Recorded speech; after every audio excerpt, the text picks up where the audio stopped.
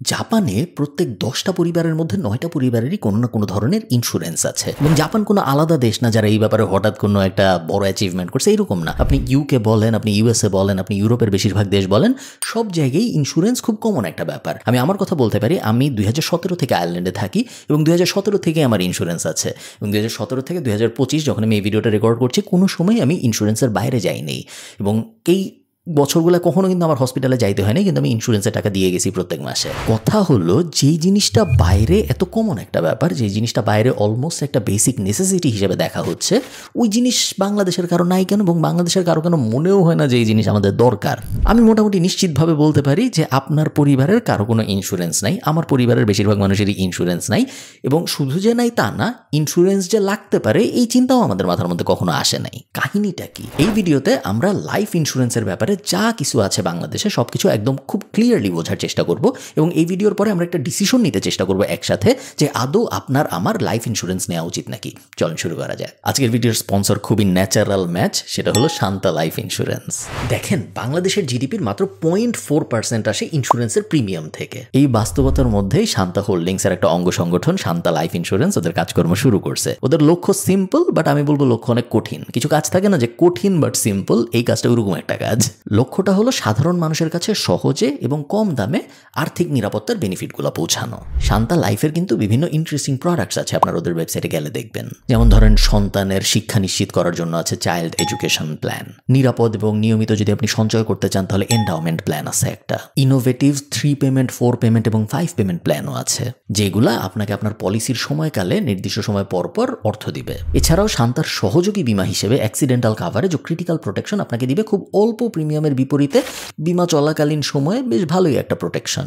Shanta life ইন্স্যুরেন্সের সবচেয়ে বড় স্পেশালিটিটাই আমার মতে ওদের simple straight forward approach.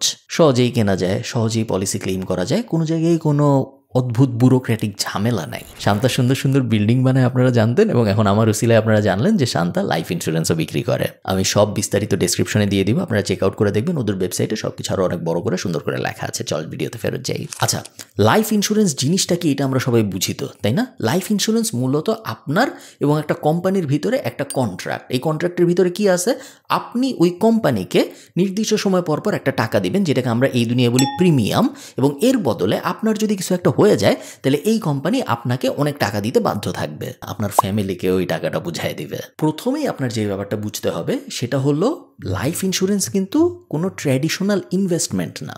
Traditional investment আমরা কেন করি?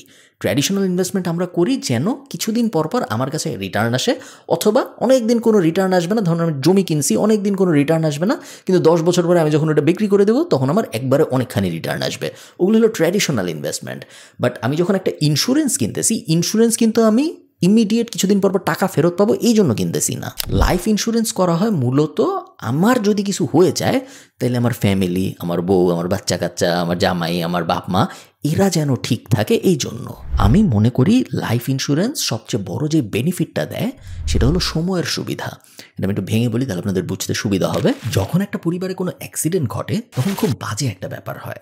ধরুন ওই পরিবারের কর্মক্ষম ব্যক্তির সাথে যদি কোনো অ্যাক্সিডেন্ট হয়, তখন সেই পরিবারের বাচ্চাদের স্কুল থেকে শুরু করে বয়স্ক বাবা মায়ের চিকিৎসা সব কিছুতেই ইমিডিয়েটলি একটা বিপদ নেমে আসে। এই মানুষগুলার একটু সময় দরকার হয় সব কিছু আবার নতুন করে গোছানোর জন্য, এবং স্কুলের বেতন বা বাজারের খরচ এগুলো তো অপেক্ষা করে না, এগুলো ইমিডিয়েটলি লাগে। সো সময়টা পাওয়া যায় না।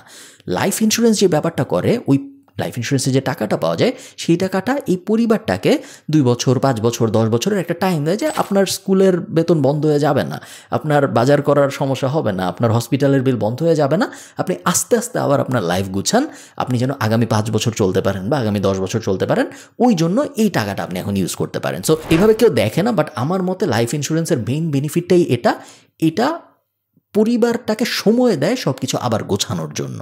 আচ্ছা, ইন্স্যুরেন্স কিন্তু ওই এক ধরনেরই হয় না, বিভিন্ন রকমের ইন্স্যুরেন্স হয়। হসপিটাল কাভারেজ খুব কমন একটা ইন্স্যুরেন্স, মেডিকেল ইন্স্যুরেন্স, যেটা অনেক মানুষ করে। মেডিকেল ইন্স্যুরেন্স কিন্তু 2 ধরনেরই হয়, আইপিডি, ওপিডি। সো আপনি হসপিটালে গেছেন, একটা চিকিৎসা নিয়ে বের হয়ে আসছেন, ওটার জন্য ইন্স্যুরেন্স হয়। আবার আপনি হসপিটালে ভর্তি হয়েছেন, ওটার জন্য আলাদা ইন্স্যুরেন্স হয়। যেইভাবে ক্রিটিক্যাল ইলনেসে পড়তেছে মানুষজন, আমার কাছে পার্সোনালি বেশ বড় একটা রিস্ক মনে হয় যদি ইন্স্যুরেন্স না থাকে কারো। আবার দেখুন, যেহেতু মানুষের লাইফ এক্সপেক্টেন্সি বাড়ছে, দেখেন আমি রিটায়ার করবো 60 বছর বয়সে, কিন্তু লাইফ এক্সপেক্টেন্সি কিন্তু 74। এই 14 বছর বয়সের লাইফ স্ট্যান্ডার্ড মেনটেন করে চলারও কিন্তু বিভিন্ন ধরনের ইন্স্যুরেন্স আছে। এখন আপনি আমাকে বলতে পারেন যে ইন্স্যুরেন্স যদি এত মধুই হয় তাহলে বাংলাদেশের সবাই ইন্স্যুরেন্স কিনে না কেন? এখানে আমার কিছু অবজারভেশনস আছে এই ইন্ডাস্ট্রিটার ব্যাপারে। 1 নম্বর অবজারভেশন হলো, মানুষ বাংলাদেশে পুশ সেলিং পছন্দ করে না। একজন আপনার দরজায় হঠাৎ করে নক করা বা একজন আপনাকে ফোন দিয়ে বললো যে ভাই ইন্স্যুরেন্স কিনেন, ভাই ইন্স্যুরেন্স কিনেন, না আপনার কিনতেই হবে, কিনবেন না কেন, আগামী সপ্তাহে আসবো নাকি, পুশ সেলিংয়ের কনসেপ্টটা বাংলাদেশের মানুষ ঠিক পজিটিভলি নেয় না। এবং এই কারণেই যেসব কোম্পানি পুশ সেলিং করে, যতই তাদের প্রোডাক্ট বা সার্ভিসেস ভালো হোক, just by the nature of their style of marketing ওই কোম্পানিগুলো একটা নেগেটিভ অ্যাসপেক্ট পায় বাংলাদেশের মার্কেটে। এটা কেন হয় আমি জানি না, বাট এটা হয়, এটা আমি জানি। সেকেন্ড রিজন আমি বলবো, যেটা খুব বড় একটা রিজন, সেটা হলো আমাদের ভবিষ্যৎ নিয়ে অর্গানাইজড ফাইন্যান্সিয়াল চিন্তাভাবনা খুবই কম। আমরা সবসময় কোনো একটা কারণে ভাবি যে যা হয় হবে, আরে কিছুদিন পরে দেখবো, আরে দূর আমার কিছু হবে না, ওই অ্যাঙ্গেলে আমরা সবসময় চিন্তা করি। ভবিষ্যতের জন্য যে প্ল্যান করা জরুরি, আমি একটা এক্সাম্পল দিই আপনাদের। আমি প্রত্যেক মাসে 4000 ইউরো একটা প্রাইভেট পেনশনে দেই এখন, এবং এই জিনিস আমি আগামী 30-35 বছর দিতে থাকবো। আমি কি জানি আমি আগামী 35 বছর পর্যন্ত বাঁচবো? বাট ভবিষ্যতের জন্য পরিকল্পনা করা জরুরি, এবং এই পরিকল্পনার অংশ হিসেবে আমি এই জিনিসটা করি। ভবিষ্যতের জন্য যে সুন্দর করে গুছায় পরিকল্পনা করা সম্ভব, যেন আমার যখন শেষ বয়সের দিকে চলে আসবো, 60 হবে, 65 হবে, 70 হবে, আমি অন্য অনেক মানুষের উপর ডিপেন্ডেন্ট হয়ে থাকবো না, আমি নিজের মতো করে চলতে পারবো। ওই ব্যাপারটাই আমরা করি না। আমাদের ওই ফাইন্যান্সিয়াল লিটারেসিটার অনেক বড় একটা অভাব আছে বলে আমার মনে হয়। থার্ড কারণ, ইন্স্যুরেন্স কোম্পানিগুলোর অনেক বাজে রেপুটেশন। আমরা সবাই এইসব দেখছি যে একজন মারা গেছে, তার পরিবার ক্লেইম করছে, কিন্তু তার পরিবার টাকা পায়নি ওই ইন্স্যুরেন্স কোম্পানির কাছ থেকে। এরকম কাহিনী অনেক হয়েছে বাংলাদেশে। সো ইন্স্যুরেন্স কোম্পানিগুলোরও একটা বড় দায় আছে আমি বলবো এই ব্যাপারটাই, যে তাদের রেপুটেশন যে ড্যামেজ হয়েছে, এটা একটা দোষ আসলে তাদেরও। এই ব্যাপারগুলো আমি ওভারঅল দায়ী করব আমাদের ইন্স্যুরেন্স পেনিট্রেশন এত কম হওয়ার পেছনে। একটা খুব কমন অ্যাঙ্গেল আছে যেটা আমরা অনেকেই ভাবি, সেটা হলো আমি ইন্স্যুরেন্সে প্রিমিয়াম কেন দিব? আমি এর বদলে ইন্স্যুরেন্সের প্রিমিয়ামে যে 2000 টাকা দিতাম, সেই 2000 টাকা আমি ব্যাংকে যায় জমাই, একটা ফিক্সড ডিপোজিট করি, একটা সঞ্চয়পত্র করি, একটা ডিপিএস করি, এবং তারপরে আমি মাসে মাসে 2000 টাকা করে ওই ব্যাংকে দিতে থাকবো। যখন ইচ্ছা আমি টাকা উঠাইতে পারবো, ওর উপর আবার ইন্টারেস্টও আসবে, সেই ইন্টারেস্টের টাকাও আমি পাবো, লাভ আর লাভ। বাট ব্যাপারটা আসলে ওইরকম না। পুরা জিনিসটায় যে বেসিক সমস্যাটা আছে সেটা হলো আপনি ধরেই নিছেন যে আপনি প্রত্যেক মাসে এই জিনিস করতে পারবেন। But insurance is a safety net. Insurance আপনি তখনই নেন যাতে করে আপনি প্রত্যেক মাসে এই 2000 টাকা দিতে না পারলেও আপনার কোনো ফাইন্যান্সিয়ালি প্রবলেম না হয়। আপনি যদি পারেন তাহলে তো খুবই ভালো, বাট যদি আপনি না পারেন সেই ক্ষেত্রে যেন সমস্যা না হয়, ওইখানেই ইন্স্যুরেন্স ব্যাপারটা আসে। আচ্ছা, একটা কমন প্রশ্ন চলেন আমরা একসাথে অ্যাড্রেস করি, সেটা হলো কার আসলে ইন্স্যুরেন্স নেওয়া উচিত? আমার সহজ উত্তর হবে, আপনার যদি মনে হয় আপনার লাইফ অন্য মানুষের জন্য ফাইন্যান্সিয়ালি ভ্যালুয়েবল, শুধুমাত্র তাহলেই আপনার ইন্স্যুরেন্স নেওয়া উচিত। আমি একটু উদাহরণ দিই। আপনি যদি এরকম কেউ হন যে টাকা আয় করে এবং সে একা না, এতিম না, তার উপরে মানুষজন ডিপেন্ডেন্ট, তাহলেই আপনার জন্য ইন্স্যুরেন্স অ্যাপ্লিকেবল। যদি তা না হয়, সেই ক্ষেত্রে আপনার ইন্স্যুরেন্স নেওয়া না নেওয়া কিছু যায় আসে না। সো আমি বলবো আপনি না নিলেই ভালো।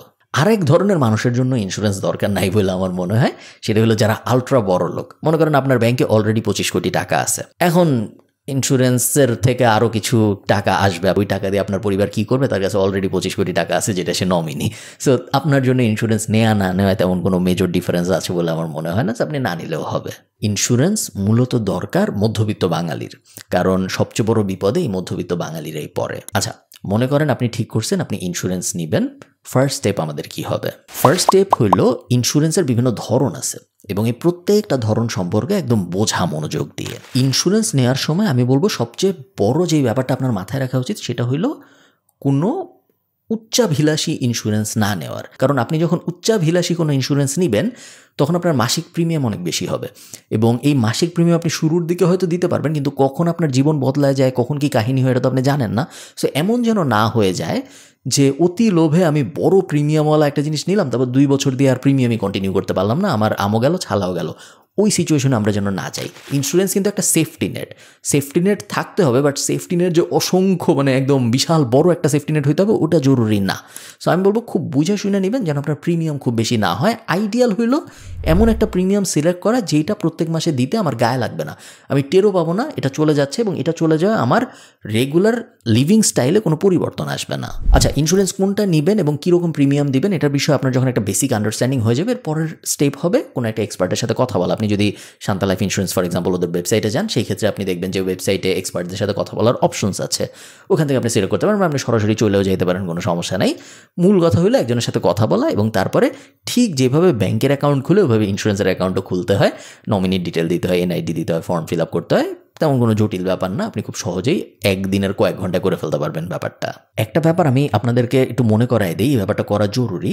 যেই দিনই আপনি ইন্স্যুরেন্স নেবেন, লাইফ ইন্স্যুরেন্স, আপনি বাসায় আসবেন, বাসায় এসে যিনি ওই ইন্স্যুরেন্সের বেনিফিশিয়ারি, সো আপনার হাজব্যান্ড, আপনার ওয়াইফ, আপনার বাচ্চা কাচ্চা, যেই ওটার বেনিফিটটা পাবে, তাকে আপনি পুরো ডিটেলটা বুঝাবেন মনোযোগ দিয়ে। মনোযোগ দিয়ে বোঝানো বলতে কি বুঝাই, কিভাবে, কোথা থেকে ইন্স্যুরেন্স নিছেন আপনি, কত টাকা আপনি প্রিমিয়াম দিবেন, উনি কিভাবে আসলে এই টাকাটা ক্লেইম করবে, কোথায় ওনার যাইতে হবে, কোন ফর্ম ফিল আউট করতে হবে, সব কিছু আপনি বুঝাবেন মুখে। এবং এই জিনিস শুধু যে ইন্স্যুরেন্সের জন্য করতে হবে এটা আমি বলি না, এটা আপনার ফিক্সড ডিপোজিটের জন্য খুব খুব ইম্পর্ট্যান্ট। আপনি যদি cryptocurrency, stock market, bond market এইসব জিনিসে থাকেন, প্রত্যেকটার জন্য এরকম ক্লিয়ার একটা ফাইল থাকা অত্যন্ত জরুরি।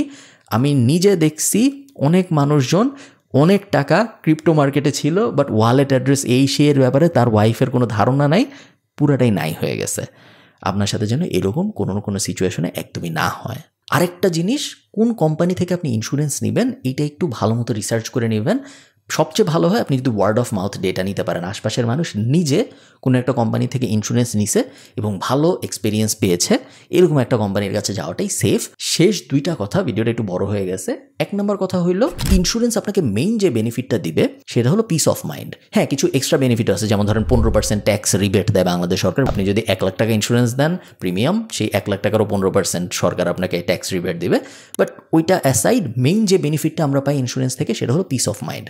কালকে যদি আমার কিছু হয়ে যায় তাহলে আমি জানি যে আমার পরিবার অ্যাটলিস্ট এত টাকা পাবে যাতে তার আগামী 5 বছর কোনো চিন্তা করতে না হয়, ফাইন্যান্সিয়ালি আমি চলে গেছি ওই ব্যাপারটায়। ওইটা এই পিস অফ মাইন্ড দিয়ে আপনি এখন কী করবেন, পিস অফ মাইন্ড দিয়ে আপনি কিন্তু শুয়ে থাকবেন না। এই যে পিস অফ মাইন্ডটা আপনার আসলো, এটার মানে কি আপনার একটু রিস্ক নেওয়ার পোটেনশিয়াল বাড়লো, আপনি আরেকটু রিস্ক নিতে পারবেন, আপনি আরেকটু বড় কোনো কিছু করার অ্যাটেম্প্ট নিতে পারবেন, কারণ এখন আপনার কাছে আরেকটু বেশি লেভারেজ আছে। ওইটা দিয়ে আপনি হয়তো একটা ব্যবসা দাঁড় করানোর চেষ্টা করবেন, ওইটা দিয়ে আপনি হয়তো অনেক দিন ধরে ভাবছেন একটা জিনিস করবো, একটা রিস্ক নিব, নেই এখন হয়তো আপনি নিতে পারবেন। ওই রিস্কটা নেওয়ার পরে, ওই কাজটা করার পরে যে আপসাইডটা হবে, সেই আপসাইডটা হইল সবচেয়ে বড় বেনিফিট। প্লাস এই পিস অফ মাইন্ড তো আছেই, বাট ওই আপসাইডটা আমার মতে সবচেয়ে বড় বেনিফিট। এই তো আমি আশা করব ওই যে আপসাইডটা আপনি পাবেন, সেই আপসাইডটা দিয়ে আপনি হয়তো অনেক বড় কোনো একটা ব্যবসা দাঁড় করায় ফেলবেন। ইন্স্যুরেন্স বিষয়ে আপনার মাথায় যদি কোনো প্রশ্ন থাকে আমাকে অবশ্যই কমেন্টে জানাবেন, আমি চেষ্টা করব আপনাদের প্রশ্নগুলোর সব কয়টার এক এক করে উত্তর দেওয়ার। ভালো থাকেন, টাটা।